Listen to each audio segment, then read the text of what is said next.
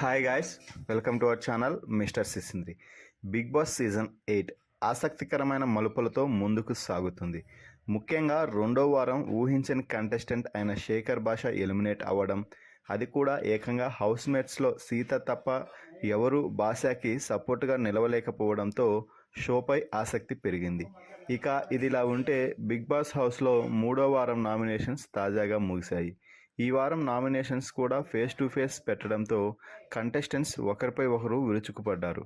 ముఖ్యంగా మణికంఠ, యష్మి, సోనియా, నైనిక మధ్య పెద్ద గొడవలు జరిగాయి.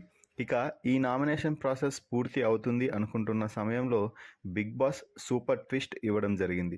అదేమిటి అంటే బిగ్ బాస్ హౌస్లో ప్రస్తుతానికి 2 చీఫ్స్ మాత్రమే ఉన్నారని, నిఖిల్, అభయ్ ప్రస్తుత హౌస్ చీఫ్స్ అని, ఈ ఇద్దరిలో ఒకరు నామినేషన్స్లోకి ఒకరు సేవ్ అవుతారు. సేవ్ అయ్యేది ఎవరు, నామినేట్ అయ్యేది ఎవరు అంటూ బిగ్ బాస్కి చెప్పండి అంటూ వారి మీదే నిర్ణయం వదిలేయడంతో అభయ్, నిఖిల్ మధ్య చాలాసేపు ఆర్గ్యుమెంట్ జరిగింది. నీకంటే బెస్ట్ నేను, నీకంటే బెస్ట్ నేను అంటూ ఇద్దరికిద్దరు చెప్పుకుంటూ నామినేషన్స్లోకి వెళ్ళడానికి ఎవరూ ఒప్పుకోలేదు.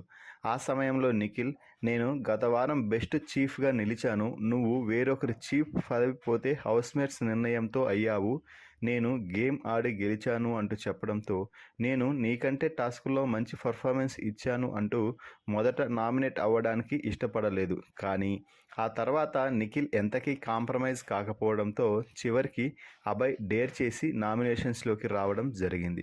దీనితో నిఖిల్ ఈ వీక్ నామినేషన్స్ నుండి సేవ్ అయ్యాడు. నిఖిల్ అభయ్తో నేను నామినేషన్స్ నుండి ఎందుకు సేవ్ అవ్వాలో చెప్పిన పాయింట్ మీకు నచ్చిందా లేదా అనేది కామెంట్స్లో తెలపండి.